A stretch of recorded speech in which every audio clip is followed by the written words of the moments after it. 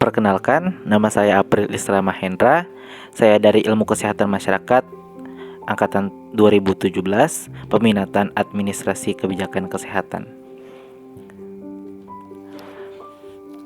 COVID-19, akronim dari Coronavirus Disease 2019, merupakan penyakit menular yang disebabkan oleh coronavirus jenis baru, di mana virus atau penyakit jenis baru ini sebelumnya tidak dikenal sebelum terjadi wabah di Wuhan, Tiongkok pada akhir Desember 2019. Pandemi COVID-19 sedang melanda seluruh belahan dunia, tidak terkecuali Indonesia.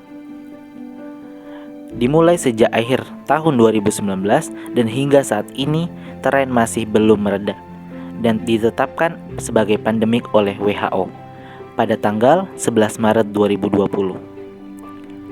Data terakhir 7 Desember 2020, sebaran COVID-19 seperti dilaporkan dalam website resmi Satgas Nasional COVID-19 Indonesia, secara global pandemik terjadi di 220 negara di dunia.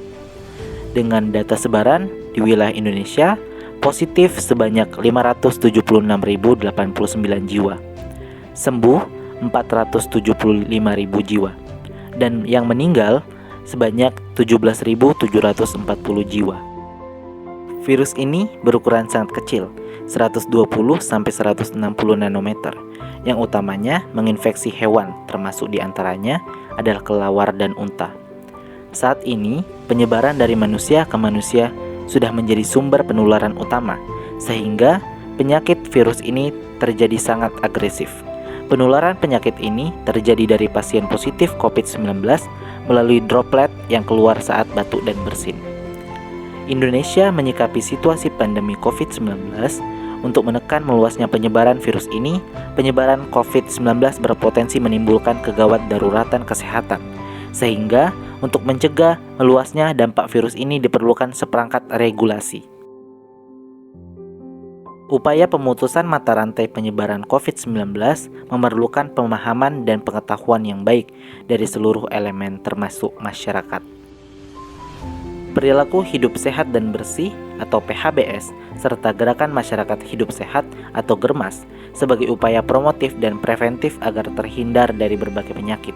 Dan pada masa pandemik ini, yaitu COVID-19, pelaksanaan upaya promotif yang bertujuan untuk menumbuhkan kesadaran masyarakat dan mengubah perilaku yang meliputi aspek pengetahuan, sikap, dan tindakan sehingga terwujud perubahan perilaku hidup sehat. Paparan tentang kesehatan dan perilaku hidup sehat dan bersih membuat para lansia menjadi rentan, terutama dalam masa COVID-19. Dan era new normal ini sangat diperlukan karena dapat meningkatkan pengetahuan tentang perilaku hidup bersih dan sehat.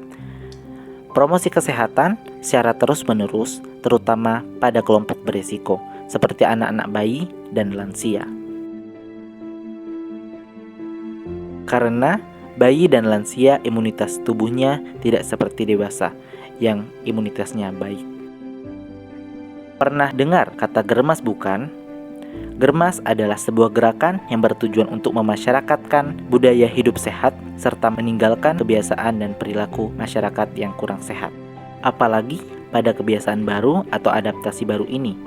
Secara umum, tujuan GERMAS adalah menjalani hidup yang lebih sehat. Apalagi masa pandemi, masyarakat banyak di rumah saja, yang mengakibatkan jarangnya berolahraga. Gaya hidup sehat akan memberi banyak manfaat, mulai dari peningkatan kualitas hingga peningkatan produktivitas seseorang, sehingga imunitas tubuh masyarakat juga meningkat, lalu terhindar dari COVID-19 dan penyakit lainnya. Setidaknya terdapat 7 langkah penting dalam rangka menjalankan gerakan masyarakat hidup sehat atau GERMAS.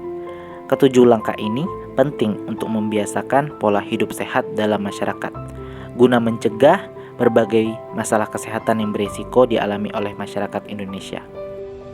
Apa saja itu? Yang pertama, melakukan aktivitas fisik.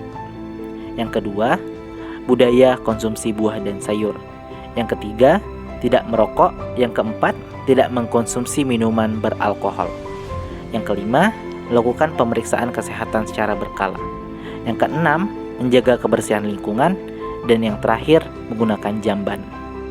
menghadapi masa pandemi COVID-19 dan new normal dengan metode 3M. Menurut jurnal Abdidas, Sekolah Tinggi Ilmu Kesehatan Hang Tuah Pekanbaru, kebijakan masa pandemik pemerintah memberikan edukasi pada masyarakat terkait protokol kesehatan saat bertemu dengan orang lain, seperti selalu memakai masker, menjaga jarak minimal 1 meter, dan selalu mencuci tangan menggunakan sabun. Yang pertama, mencuci tangan. Pentingnya mencuci tangan ketika sebelum memegang adik bayi, setelah memegang hewan dan benda kotor, sebelum dan sesudah makan, sebelum dan sesudah buang air kecil dan besar, serta sebelum menyiapkan makanan.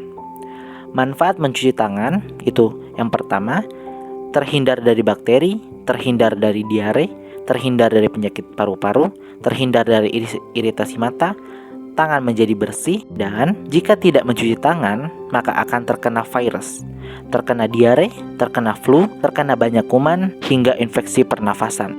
Dampak jika tidak sering mencuci tangan, maka tangan akan menjadi kotor dan virus COVID-19 bisa saja berada pada tangan kita. Yang kedua, memakai masker. Virus COVID-19 menular melalui droplet. Salah satu metode efektif dalam pencegahan penularan dengan memakai masker. Kesadaran dan pemahaman warga untuk lebih waspada terhadap virus COVID-19 dengan tetap menggunakan masker. Masker menutupi hidung dan mulut serta diikat senyaman mungkin untuk meminimalkan celah antara wajah dan masker. Yang ketiga, itu menjaga jarak. Menurut Jurnal Kebijakan Kesehatan Indonesia yang berjudul Pengaruh Kebijakan Social Distancing pada Wabah COVID-19 terhadap Kelompok Rentan di Indonesia, physical distancing atau jaga jarak diterapkan pemerintah Indonesia sebagai preventif penularan virus COVID-19. Yang zona merah akan diadakan PSBB atau pembatasan sosial berskala besar. Dan physical distancing ini sangat diwajibkan menjaga jarak minimal 1 meter. Terima kasih, semoga informasinya bermanfaat. Tetap jaga kesehatan dan jangan lupa 3M, yaitu mencuci tangan, menjaga jarak, dan memakai masker.